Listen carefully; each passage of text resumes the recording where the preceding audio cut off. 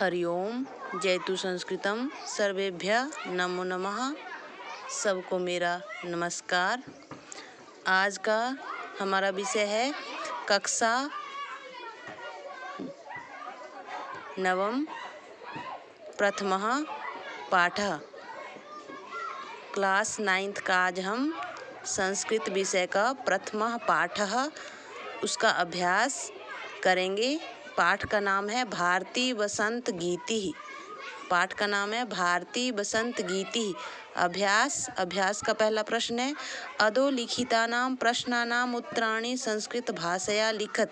कि अधोलिखितानां नीचे लिखे गए प्रश्नों के उत्तर संस्कृत भाषा में लिखने हैं। तो पहला प्रश्न है कवि वीणा पाणिम किम कथ्यति। कवि वीणा पाणिम किम कथ्यति। कवि वीणा पाणी वीणा पाणिम वीणा को जो बजाने वाली है तो उसको क्या कहता है। तो कवि कहता है कवि वीणा पाणिम वीणाम निनादयितुम कथ्यति। कवि क्या कहता है। कवि वीणा पाणिम वीणाम निनादयितुम कथ्यति कि वीणा बजाने के लिए कहता है। प्रश्न नंबर 1 का ख भाग है बसंते किम भवति। बसंते किम भवति। बसंत ऋतु में बसंत में क्या होता है। बसंते मधुर मंजरी पिंजरी भूतमाला ललित कोकिला काकलीनाम सरसा रसाला कलापः लसंती। कि बसंत ऋतु में मधुर मंजरी पिंजरी भूतमाला लसंती कोकिला काकलीनाम सरसा रसाला कलापः लसंती। आगे है ग सरस्वत्यः वीणां श्रुत्वा किं परिवर्तनं भवतु इति कवे इच्छा लिखत। कि सरस्वत्यः वीणां श्रुत्वा सरस्वती की वीणा को सुन करके किम परिवर्तनम क्या परिवर्तन हो ऐसी क्या कवि की इच्छा है। तो सरस्वत्यः वीणां श्रुत्य लतानां शांतिशीलं सुमं नितांत चलेत अदीनां नदीनां सलिलं कांति सलिलम च उछलेत इति कवे इच्छा। आगे है घ कवि भगवतीं भारतीं कस्या नद्यः तटे मधुमाधवीनां यहाँ पे अंग की बिंदी इसको म पढ़ते हैं। मधुमाधवीनां नतां पंक्तिम अवलोक्य वीणां वादयितुम कथ्यति। कवि इसमें इसका उत्तर है कवि भगवतीं भारतीं कालिंदात्मजायाः तीरे का अर्थ होता है उसके तट पर मधुमाधवीनां नतां पंक्तिम नताम का अर्थ होता है झुकी हुई पंक्तिम अवलोक्य पंक्ति को देख करके वीणां वादयितुम कथ्यति। उसके बाद प्रश्न नंबर 2 है क स्तंभे पदानि। क स्तंभ के जो पद हैं ख स्तंभ के पदों के साथ तेसाम पर्याय पदानी उनके पर्याय पद दिए हुए हैं। तानी चित्वा उनको चुन करके पदानाम समक्षे पदों के समक्ष में उसको लिखना है। तो यहाँ पे हमने लिखे हुए हैं सरस्वती का अर्थ है वाणी। आम्रम रसालः आम्रम पवनः समीरः तटे तीरे भ्रमराणाम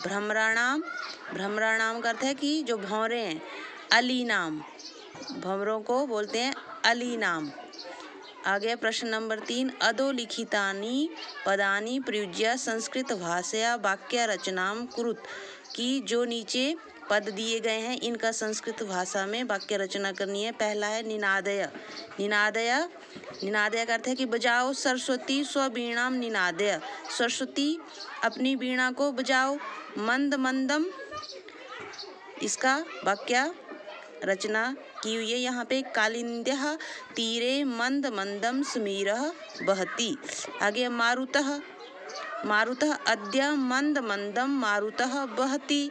अद्य का अर्थ होता है आज मंद मंदम मारुतः बहति।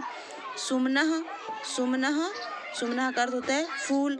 पादपे मनोहरः सुमनः शोभते। आगे सलिलम कालिंद्यः सलिलम शीतलम मधुरम च भवति। सलिलम का अर्थ होता है जल।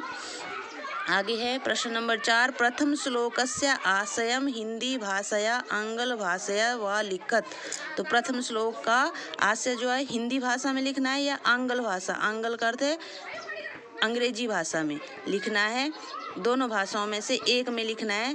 तो पहला श्लोक है, उसका आशय हिंदी में, प्रथम श्लोक में देवी सरस्वती से ऐसी वीणा बजाने की प्रार्थना की गई है जिससे बसंत ऋतु में मंजरी युक्त आम्र वृक्ष, मंजरी युक्त, मंजरी होता है जो आम के वृक्षों पे जो फूल पड़े होते हैं, मंजरी युक्त आम्र वृक्ष और भी मनमोहक लगें तथा कोयलों की मधुर आवाज और भी अधिक मन को मोहने वाली हो। यहाँ पे इसका हमने इंग्लिश में भी लिखा हुआ है, तो इसको यदि किसी ने इंग्लिश में लिखना हो तो इस तरह से लिखेंगे। यहाँ पे भी बताया हुआ है, आंग्ल भाषा में भी इसका आशय यहाँ पे बताया हुआ है। आंग्ल भाषा में ऐसे कम ही लिखते हैं, लेकिन यदि किसी ने लिखना हो तो लिख सकते हैं। आगे प्रश्न नंबर 5 है, अधोलिखित पदानाम विलोम पदानि लिखित, कि ये जो नीचे लिखे गए पद हैं इनके विलोम पद लिखने हैं। जैसे कठोरम, कोमलम, कटु, मधुर, शीघ्रम, चिरम, प्राचीनम, नवीनम, निरसह, सरसह, तो इस तरह से इसके विलोम पद लिखने हैं। यदि आपको अच्छी तरह समझ आ गया होगा तो आप इस वीडियो को लाइक करें तथा चैनल को सब्सक्राइब करें। धन्यवाद।